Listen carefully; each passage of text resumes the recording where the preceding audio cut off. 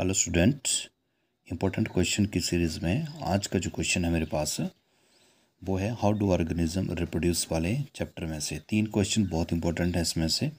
First question है इसमें what are different method of asexual reproduction. तो असेक्सुअल रिप्रोडक्शन के जो डिफरेंट टाइप्स के मेथड हैं वो देखो कौन कौन से हैं। फर्स्ट होता है फ्यूजन, सेकंड है रीजनरेशन, थर्ड है बडिंग और फोर्थ है वेजिटेटिव प्रोपेगेशन कायिक प्रवर्धन जिसको हम बोलते हैं कायिक प्रवर्धन। और फिफ्थ पे है स्पोर फॉर्मेशन, बीजाणु महासंघ जिसको बोलते हैं स्पोर फॉर्मेशन। तो हम इसको हल्का हल्का सा डिस्क्राइब करने की कोशिश करेंगे। तो सबसे पहले है फ्यूजन। देखो फ्यूजन का मतलब ही होता है टूटना। तो इसमें जो यूनिसेलुलर ऑर्गेनिज्म होते हैं वो जो पेरेंट सेल होता है that will break down into simple 2 daughter cell. इसमें जैसे एग्जांपल मैं आपको बताऊं, इसमें यूनिसेलुलर में बैक्टीरिया और प्रोटोजोआ जो हैं वो फ्यूजन करते हैं। यूनिसेलुलर ये ऑर्गेनिज्म है। और जैसे इसमें अमीबा का एग्जांपल है, अमीबा भी बाइनरी फ्यूजन करता है। एक पेरेंट्स जो वो 2 पार्ट्स में जो वो टूट जाता है। तो फ्यूजन में भी सिंपल क्या होता है, 2 प्रोसेसेस होती हैं। फर्स्ट प्रोसेस होती है that is the cytokinesis and second is the karyokinesis. ठीक है, cytokinesis means that is the division of cytoplasm and karyokinesis बोलते हैं इसको हम। Karyokinesis means that is division of nucleus. तो इसमें से एक अमीबा जो होता है सबसे पहले इसका साइटोप्लाज्म जो है वो डिवाइड होने लगता है और फिर इसका न्यूक्लियस जो वो डिवाइड जो वो हो जाता है। और अमीबा का जो डिवीजन होता है that is in irregular form. तो इस तरह से एक पेरेंट सेल जो होता है वो 2 डॉटर सेल जो वो बना देता है। तो ये सिंपल सा फ्यूजन होता है। सेकंड फ्यूजन में होता है आपका मल्टीपल फ्यूजन में सिंपल सा है कि एक ऑर्गेनिज्म जो है that form many daughter cell, बहुत सारे डॉटर सेल जो वो बनाता है। इस तरह से ही इसमें एक सेल जो होता है वो बहुत सारे डॉटर सेल जो वो बना देता है। और ये जो मल्टीपल फ्यूजन होता है ये होता है आपका प्लाज्मोडियम बायोएक्स जो मलेरिया कॉज करता है। तो ये सिंपल सा है फ्यूजन। सेकंड जो टाइप है इसमें रीजनरेशन क्या होती है, एक पावर होती है किसी पार्ट को या पूरे इंडिविजुअल को रीजनरेट करने, पुनर्जनन जिसको बोलते हैं। पूरा पार्ट जो वो रीजनरेट जो वो कर देता है। तो उसमें एक पार्ट या तो कट होता है या ब्रोकन होता है इसका पार्ट। और जैसे वो ब्रोकन होता है तो वो क्या कर लेता है, वो जो ब्रोकन पार्ट होता है that develop into whole organism like this. इसका जो एग्जांपल है ना प्लेनारिया है, आपकी बुक में दिया है। प्लेनारिया में देखो इस तरह से ये डिवाइड करता है। ये इस तरह से अगर होगा तो फिर वो अगर इसके 3 पार्ट्स हम करते हैं 1 सेकंड एंड थर्ड, तो उसमें जो प्रत्येक पार्ट होता है इस तरह से, इस तरह 1 पार्ट, सेकंड पार्ट और ये थर्ड पार्ट। तो ये तीनों पार्ट जो फिर होल ऑर्गेनिज्म जो है वो बना देते हैं 1। ये ऊपर वाला पार्ट जो इस तरह से डेवलप कर देगा और ये भी इस तरह से ऊपर वाला पार्ट जो है डेवलप कर देगा। तो एक प्लेनारिया से 3 प्लेनारिया जो है वो बन जाते हैं। तो ये स्पेशलाइज्ड सेल्स जो है वो होते हैं, इसमें जो रीजनरेशन की पावर जो है वो रखते हैं। नेक्स्ट जो टाइप है दैट इज़ बडिंग में क्या होता है, एक बड बनती है। इसका एग्जांपल है आपका हाइड्रा।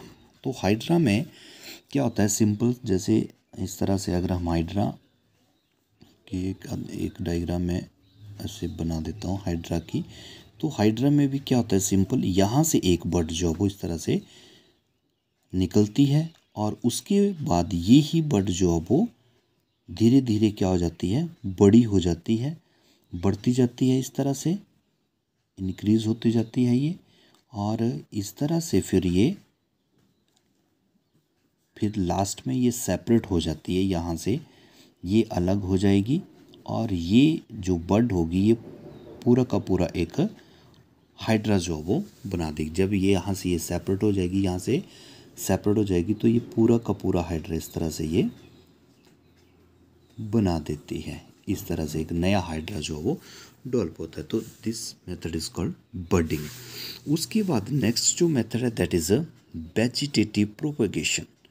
वेजिटेटिव प्रोपेगेशन यानी कि इसमें से क्या होता है कि कोई प्लांट का कोई भी पार्ट, जैसे उसका स्टेम पार्ट हो गया या उसका रूट पार्ट हो गया, वो क्या करते हैं, या इसका लीफ पार्ट भी होता है, लीफ पार्ट्स भी होता है, वहीं से ही नई प्लांट जो वो डेवलप हो जाता है। तो इसका एग्जांपल क्या है, जैसे इसमें लेयरिंग होती है, लेयरिंग कर सकते हैं, ग्राफ्टिंग जिसको हम कलम करना बोलते हैं, कलम करते हैं हम, ग्राफ्टिंग करते हैं। तो इसका एग्जांपल है जैसे शुगर केन। शुगर केन में गन्ने में भी होती है, रोज़ की भी हम करते हैं, और अंगूर जो होते हैं ग्रेप्स, इसमें भी हम लेयरिंग ग्राफ्टिंग जो है वो करते हैं। इसके बाद और भी हैं, जैसे बनाना है, बनाना भी इसका एग्जाम्पल है जिसमें वेजिटेटिव प्रोपेगेशन होती है। कोई भी पार्ट्स जो हो उसका एक नया प्लांट जो है वो डेवलप कर सकता है। इसके अलावा और भी हो सकता है, जैसे जैस्मिन है, जैस्मिन हो सकता है इसमें। तो ये जो हैं वो वेजिटेटिव पार्ट से ही रिप्रोड्यूस जो वो कर सकते हैं। जैसे एक आपके बुक में बड़ा अच्छा दिया है, लीव्स, एक लीव्स होता है और उसी वो ही जो है वो क्या कर लेता है, उसी के ऊपर जो हल्की हल्की यहाँ से बर्ड्स जो वो डेवलप होने लगती हैं, और फिर वो बर्ड्स जब नीचे गिरती हैं तो वो एक पूरा का पूरा प्लांट जो वो डेवलप कर देती हैं। तो ये वेजिटेटिव प्रोपेगेशन का एग्जाम्पल है। उसके बाद जो नेक्स्ट टाइप है that is spore formation. Spore formation, तो स्पोर की जो फॉर्मेशन होती है इसमें जैसे एग्जांपल है राइजोपस का।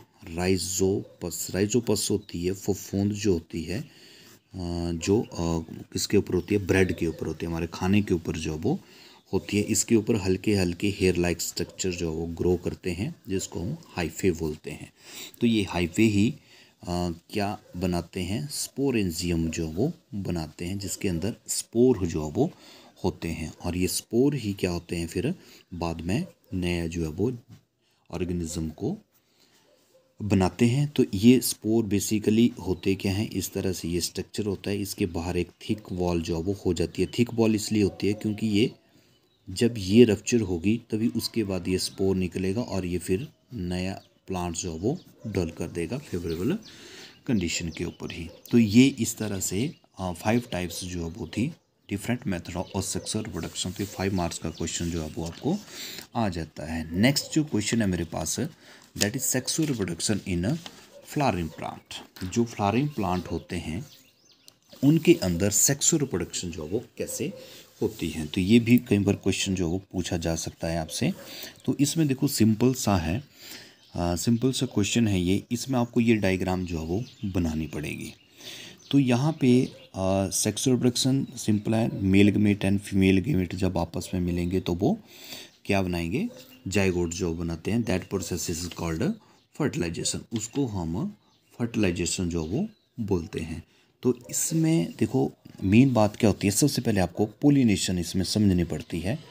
पोलिनेशन मैंने पिछली वीडियो में भी आपको समझाई थी, that is the transfer of pollen grains from male flower to the stigma of the female flower. तो ये पोलिनेशन आपको बताई थी मैंने, सेल्फ भी होती है और क्रॉस भी होती है, जिसमें एक ही फ्लावर के ऊपर पोलन ग्रेन्स एक ही फ्लावर के स्टिग्मा के ऊपर जाते हैं। और क्रॉस में क्या होता है कि एक फ्लावर के जो पोलन ग्रेन्स होते हैं वो सेकंड फ्लावर के स्टिग्मा के ऊपर जाते हैं। तो ये पोलिनेशन आपको यहाँ पे थोड़ी सी समझनी पड़ेगी। और उसके बाद यहाँ पे आपको पता है कि जो आपका इसमें यूनिसेक्सुअल और बाइसेक्सुअल 2 तरह के फ्लावर होते हैं। ये भी मैंने आपको पहले बता दिया था, जिसमें यूनिसेक्सुअल में पपाया था और वाटरमेलन था, और सेकंड में जो बाइसेक्सुअल में था जिसमें चाइना रोज़ मैंने आपको बताया था, हिबिस्कस जिसको हम बोलते हैं। अब यहाँ पे मेन प्रोसेस हम समझने की कोशिश करेंगे। मेन प्रोसेस क्या होती है, पोलिनेशन में पोलन ग्रेन्स जो है वो स्टिग्मा के ऊपर आ जाते हैं। दिस इज़ द स्टिग्मा, ये स्टिग्मा है और ये है पोलन ग्रेन्स। ये पोलन ग्रेन्स जो है वो जब स्टिग्मा के ऊपर आ जाते हैं और फेवरेबल कंडीशन में, जब कंडीशन अच्छी होती है, तब ये जो इसकी बाहर की वॉल होती है वो रप्चर हो जाती है और फिर ये यहाँ से एक पोलन ट्यूब जो है वो डेवलप करती है। पोलन ट्यूब यहाँ से एक डेवलप होगी और इस पोलन ट्यूब के अंदर क्या होगा, एक एग न्यूक्लियस या जर्म सेल जिसको हम बोलते हैं, एग न्यूक्लियस नहीं पर इसमें होता है male germ cell, male germ cell होगा इसके अंदर और एक अपना इसका ट्यूब का भी एक अपना न्यूक्लियस होता है जिसको हम बोलते हैं tube nucleus.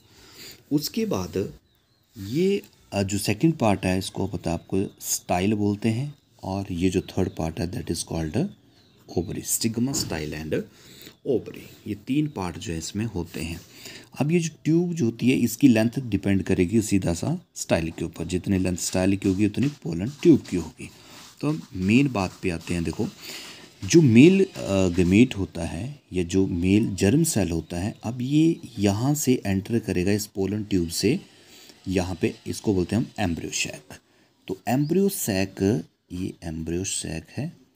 Embryo sac basically divide होता है, पहले 8 न्यूक्लियस तक डिवाइड होता है, ये 8 न्यूक्लियस तक डिवाइड होता है। उसके बाद इसमें 3 सेल जो है वो इस एंड के ऊपर आ जाते हैं और 3 सेल इसके नीचे वाले एंड पे आ जाते हैं और 2 जो हैं वो बीच में आते हैं। इनको बोलते हैं हम सेकेंडरी न्यूक्लियस। ये जो बीच में है इनको बोलेंगे सेकेंडरी न्यूक्लियस बोलते हैं। अब इनका रोल भी मैं बताऊंगा आपको।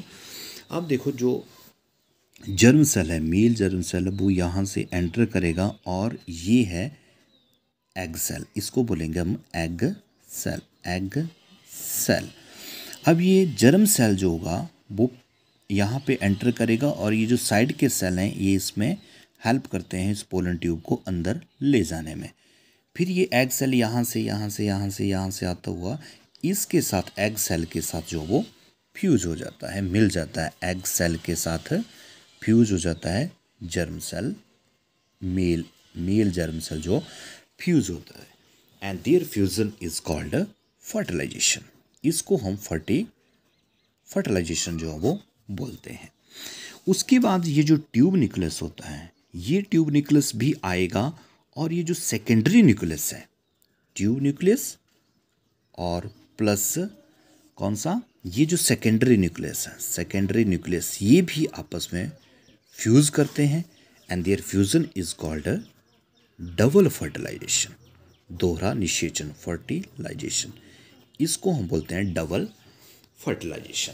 अब डबल फर्टिलाइजेशन का भी इसमें मेन रोल होता है कि जब यहाँ पे ये जो जाइगोट यहाँ पे या जो एम्ब्रियो यहाँ पे अंदर जो है वो डेवलप कर रहा होता है, तो इसके लिए न्यूट्रिशन जो है वो प्रोवाइड करवाता है ये जो डबल फर्टिलाइजेशन से एंडोस्पर्म जो है यहाँ पे बनती है, वो एंडोस्पर्म क्या करती है, एंडोस्पर्म इसको न्यूट्रिशन जो वो प्रोवाइड करती है।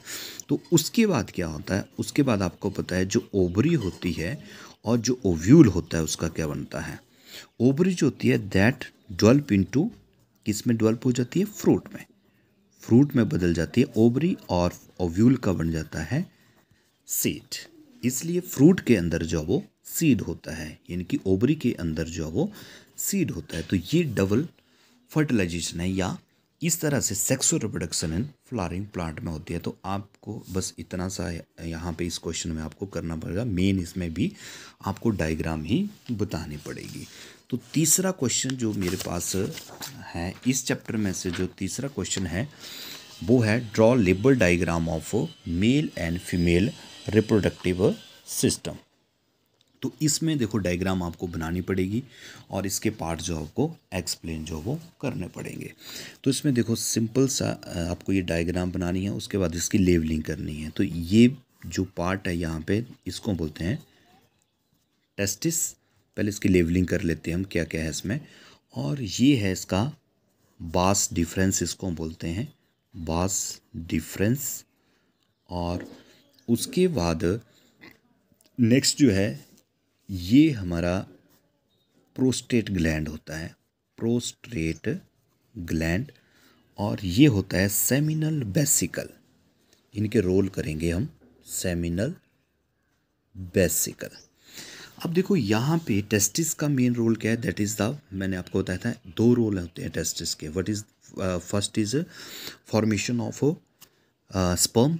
एक तो ये स्पर्म बनाएगा टेस्टिस, टेस्टिस का जो मेन रोल है that is the formation of sperm, और सेकंड इज द हार्मोन की ये फॉर्मेशन करता है, प्रोड्यूस करता है, दैट इज़ टेस्टोस्टेरोन हार्मोन की फॉर्मेशन करेगा। अब यहाँ से ये जो स्पर्म होते हैं, यहाँ से ये स्पर्म जो है वो चलते हैं बास डिफरेंशिया से, बास डिफरेंशिया से होके आगे ये इनको सिक्रीशन दे देता है कौन, सेमिनल वेसिकल और सेकंड प्रोस्टेट ग्लैंड। ये यहाँ से इसको सिक्रीशन जो वो दे देते हैं प्रोस्टेट ग्लैंड और सेमिनल वेसिकल, और इसको एक लिक्विड मीडियम जो है वो मिल जाता है। उसके बाद यहाँ पे कॉमन डक्ट हो जाती है, ये कॉमन डक्ट है, इसको कॉमन डक्ट किस लिए होती है, ये यूरिन को पास करने के लिए भी, और जो स्पर्म होते हैं उनको पास करने के लिए भी ये डक्ट होती है। तो ये जो है ये कॉमन होती है, इसी से स्पर्म आते हैं और इसी से ही यूरिन पास होती है। तो फिर ये स्पर्म जो है यहाँ से कॉमन डक्ट से होते हुए बाहर जो वो निकलते हैं थ्रू पेनिस, ये पेनिस जो वो होता है। तो इसमें देखो 1 पेयर टेस्टिस हो गया, ठीक है, 2 टेस्टिस होते हैं इसमें। उसके बाद सेकंड पार्ट है इसका वास डिफरेंस होता है जो इसको ले जाने का काम करता है, और थर्ड पार्ट इसका होता है पेनिस होता है। तो ये मेल रिप्रोडक्टिव सिस्टम में आपको ये डायग्राम बनानी पड़ेगी, और इसके पार्ट जो है और इसके फंक्शन आपको बताने पड़ेंगे। तो टेस्टिस का मैंने बता दिया, बास डिफरेंस का स्पर्म को ले जाने का काम है, पेनिस जो है उसको पास आउट करता है स्पर्म को और यूरिन को, और सेमिनल और प्रोस्टेट ग्लैंड का मैंने बता दिया नरिशमेंट भी करते हैं, और ये एक लिक्विड मीडियम भी यहाँ पे प्रोवाइड करते हैं, ठीक है। ये यूरेटर है और यहाँ पे ये यूरिनरी ब्लैडर होता है जहाँ पे यूरिन कलेक्ट होती है।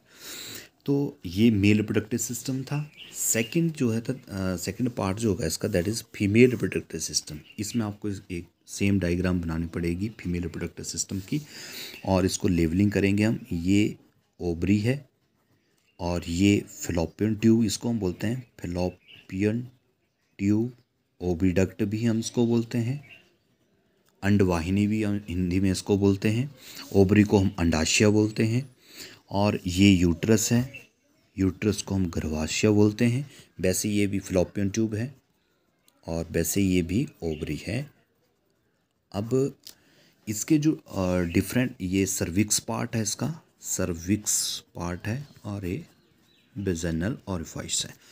अब देखो इसके जो पार्ट आए, फर्स्ट पार्ट आ गया इसका ओवरी। ओवरी का फंक्शन क्या है, ओवरी का सेम फंक्शन जैसे टेस्टिस का था। एक तो ये एग की फॉर्मेशन करती है ओवरी, और सेकंड ये भी प्रोजेस्टेरोन या एस्ट्रोजन जो हार्मोन होते हैं, प्रोजेस्टेरोन और एस्ट्रोजन, उसकी फॉर्मेशन भी ओवरी करती है। और सेकंड जो पार्ट है that is fallopian tube. Fallopian tube में ही क्या होता है, फेलोपियन ट्यूब में ही मेल गमेट और प्लस फीमेल गमेट का फ्यूज़न होता है। एग और स्पर्म का जो फ्यूज़न होता है वो फेलोपियन ट्यूब में होता है, और ये कितने देर तक यहाँ पर रहता है, 72 हावर, ठीक है, 72 हावर, लगभग 3 दिन तक ये यहाँ पे रहते हैं। उसके बाद वो डिवाइड करते हैं, डिवाइड करने के बाद फिर वो इम्प्लांट हो जाते हैं यूट्रस में, ठीक है। ये यूट्रस पार्ट है। तो थर्ड पार्ट जो है यूट्रस, और यूट्रस वो पार्ट है जहाँ पे एम्ब्रियो या जो फिटस है वो क्या करता है, ग्रो करता है। यहाँ पे वो वृद्धि करता है, कितने 9 मंथ तक वो यहाँ पे वृद्धि करता है। और फिर फोर्थ पार्ट है इसका, 3 पार्ट है इसके मेन। फोर्थ इसका वेजाइनल पार्ट है, जिससे जो एग जो वो रिलीज़ होता है अगर प्रेगनेंसी नहीं होती है। तो ये मेल और फीमेल रिप्रोडक्टिव सिस्टम का क्वेश्चन है, ये भी पेपर में 1-2 बार आया है, इसलिए भी इस चैप्टर में से ये भी बहुत इम्पोर्टेंट है। तो ये 3 क्वेश्चन थे जो आपको ये इस चैप्टर में से ये करने हैं। तो आपको कैसा लगा, ये टॉपिक कैसे लगे, ज़रूर कमेंट करें, लाइक करें और चैनल को ज़रूर सब्सक्राइब करें। Thank you.